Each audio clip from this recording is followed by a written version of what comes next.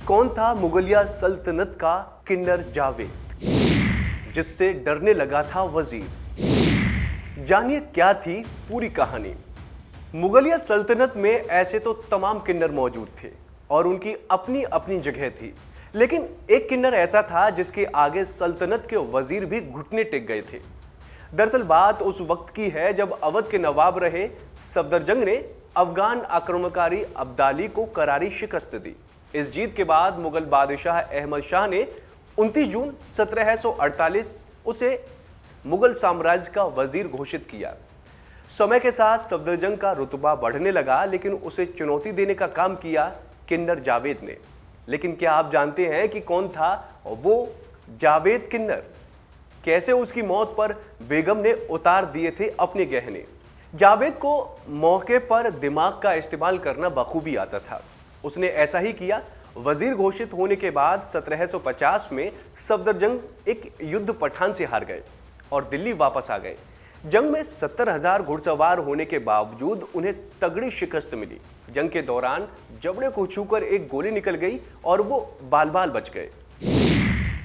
जब किन्नर ने अपना रौब दिखाना शुरू किया, शिकस्त के बाद जब वो दिल्ली आए तो जावेद ने उन्हें अपना रौब दिखाना शुरू किया। इतिहासकार माइकल एडवर्ड लिखते हैं कि मुगलों में एक परंपरा थी कि जंग में हारे हुए वजीर को अपने पद से हट जाना चाहिए।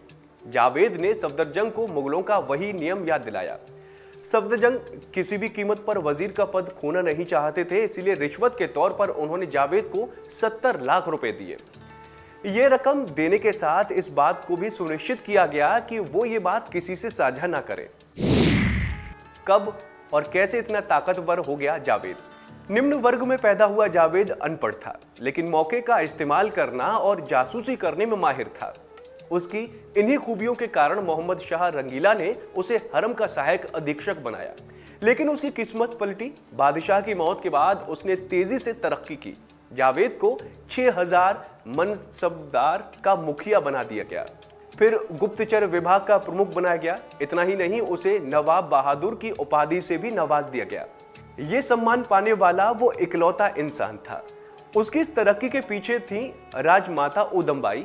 किताब first two nawabs of Awadh के मुताबिक जावेद के उदमबाई के साथ अंतरंग संबंध थे। वो उस पर आंख बंद करके विश्वास करती थी, लेकिन वो नियमों को तार तार करते हुए बादशाह अहमद शाह की मां उदमबाई के साथ दिन रात शाही हरम में बिताता था।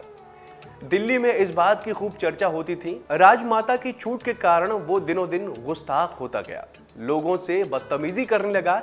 जो भी उसे पसंद ना आता उसकी जड़ें काटने लगा। हर जगह मनमानी और दखलंदाजी जावेद और वजीर की कभी नहीं बनी। जावेद ने सफदरजंग के कई भरोसेमंदों को बड़ी चतुराई से अपने खेमे में शामिल कर लिया। यहां तक कि वजीर के कई फैसलों में उसने दखलंदाजी की और उसे लागू भी कराया। सल्तनत में कई जगहों पर वजीर के आदमी को हटाकर अपने शागिर्द तैनात किए। सफदरजंग को इस बात समझ आ गई थी कि जब तक ये रहेगा तब तक वो सिर्फ नाम का वजीर रहेगा। लिहाजा सफदरजंग ने उसे हमेशा से हटाने के लिए हत्या की साजिश रची। उसने अपने विश्वास पात्र राजा सूरजमल और जयपुर के राजा माधव सिंह को किसी न किसी बहाने से दिल्ली सेना लेकर आने को कहा। दोनों ही इसके लिए राजी हो गए। दोनों के राज्य में आने पर वो पहले किससे मिलेंगे, वजीर से या फिर जावेद से? ये एक बड़ा सवाल उठ खड़ा हुआ। दोनों ही चाहते थे कि मेहमान पहले उनसे मिले। मुगल बादशाह ने इसका हल निकाला कि वो दोनों से मुलाकात वजीर के घर पर करेंगे। इस तरह मौके पर वजीर और जावेद दोनों मौजूद थे। तारीख थी 6 सितंबर 1752। दोनों से मुलाकात के बाद सफदरजंग जावेद को एक कमरे में ले गया। पहले उसके कामकाज से जुड़े मामलों को लेकर बहस की, फिर कहा कि कुछ काम है। ये कहते हुए वो निकल गया। जैसे ही वो निकला, कमरे में पहले से छिपे अली बेग ने जावेद के पेट पर हमला कर दिया। फिर तलवार से उसे काट डाला। लाश को यमुना के किनारे फेंक दिया। जब ये बात राजमाता और बादशाह अहमद शाह को पता चली तो दोनों गम में डूब गए। दोनों की आंखों में आंसू भर आए। मशहूर इतिहासकार सर जगुनाथ सरकार ने अपनी किताब fall of the Mughal empire में लिखा है कि जावेद की मौत से बादशाह और उनकी मां को गहरा आघात पहुंचा। कहा जाता है कि मौत की खबर सुनने के बाद उदमबाई ने विधवा की तरह सभी गहने उतार दिए और सफेद कपड़े पहन लिए। तो दोस्तों उम्मीद है आपको हमारी ये जानकारी पसंद आई होगी। ऐसे ही तमाम अपडेट्स के लिए आप बने रहिए वन इंडिया हिंदी के साथ।